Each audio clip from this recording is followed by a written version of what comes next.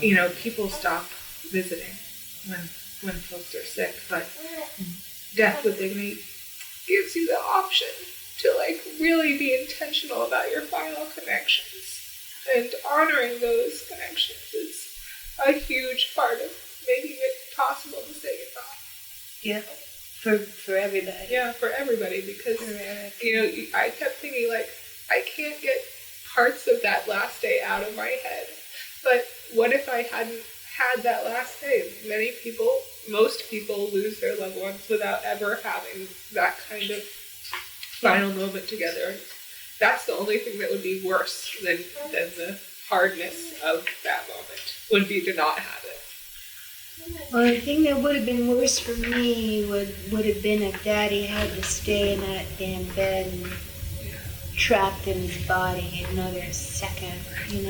That was such agony for him and for me and for everybody. Knowing who he'd been and how vital, and then just to see what torture it was. You wouldn't wish it on your worst enemy. You would not, if you had one. I think Mom and Dad, you were both very clear about looking into the law, and I knew throughout the process that you were involved in conversations with doctors. Right. And I think it was also very clear from the point that he was diagnosed that the ending of this disease would be a very conscious and aware kind of paralysis that would not mean that he would die rapidly, but that he would be in a state of inability to live his life the way that he had and the way that he wanted to. I knew that he was going to come to a point where it wasn't going to be an option to live the way that he was going to have to live. So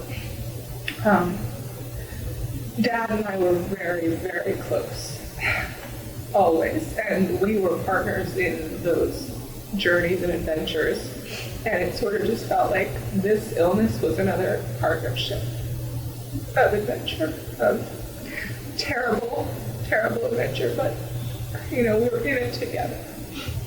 And I think even though we knew that Daddy was going to make that choice eventually, I still thought that there would be a little bit more time. Not a lot, but a little bit more. And it was such a rapid progression at the end that literally, I left my job in May 20th, so that I could spend more time here and be with the family, and I was pregnant at the time, so it seemed like a really good time to have less stress in my life. And so the weekend after that, May 23rd or whatever, Dad was still able to operate a tractor and a bucket and help me fill the tractor with compost to take to my new raised beds in Winooski. And 2 weeks after that, he couldn't climb on and off the tractor. And so realizing that that was happening so quickly, things sort of moved into high gear in terms of preparing for him to. But I think that's what was so hard for Dad too, to what are you gonna keep? You can't get on, you can't drive the tractor anymore. You're gonna get killed. I don't know, it sounds like black humor, but everything we just kept laughing the whole time too. The whole situation was just so stupid and preposterous that when we weren't being mad about it, which wasn't really that often, Daddy was very graceful and like you said, he kept making adjustments, but for not driving that tractor, that was really hard for him. There would be a day or 2 days where he couldn't move at all. Like by the 2 weeks before his death, we would have days where he couldn't even speak. Right. And the same difficulty about him being able to speak was locked up with his ability to swallow. We knew the realities, but things kept happening so much faster, so that even though we knew what was coming, we weren't ever, we couldn't keep up. We knew that it was coming within 2 weeks, and we sort of doubled down on family being available and friends coming to visit.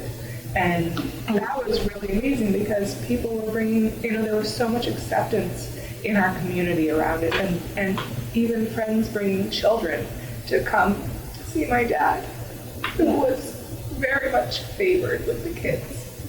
But a lot of children loved my dad. Yeah. So I was really proud of those parents too for just making death be a part of life for those kids in a way that most of us don't experience conversations around loss and leaving. And the children are so brave, but they're not being brave because they're gathering their courage. They're being brave because it's being made normal in their lives in a way that is really beautiful and wonderful. So we had lots of wonderful visits. We pulled out all of the tapes of his band days and listened to rock and roll music like crazy, and just really.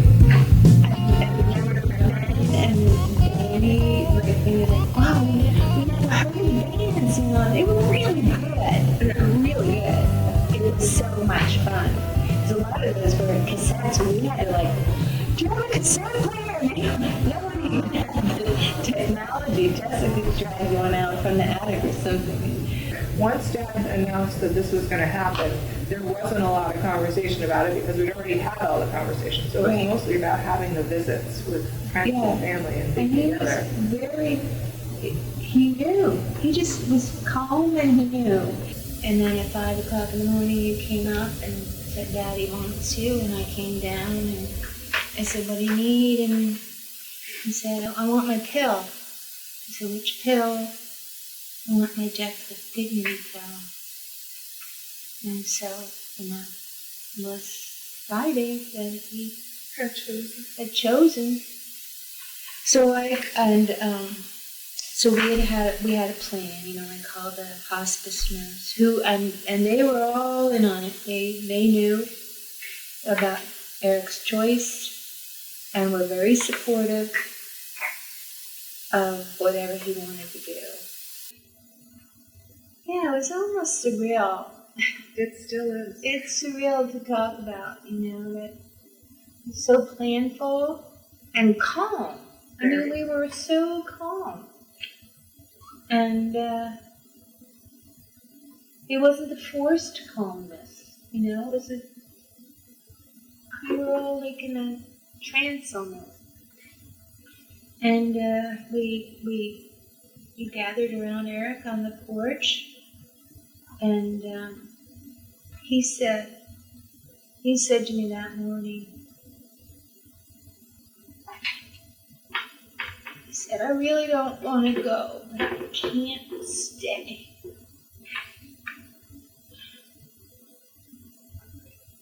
We all were with him when he drank the medicine, but then, I said, I'll see you in the Birches. And that's where I went and, spent my morning, and Mom and Jossie stayed right by Daddy's side, and he left very quickly. It was not a lingering passing. He died very quickly, because they said it could take an hour, and I'd never been with anybody who died before.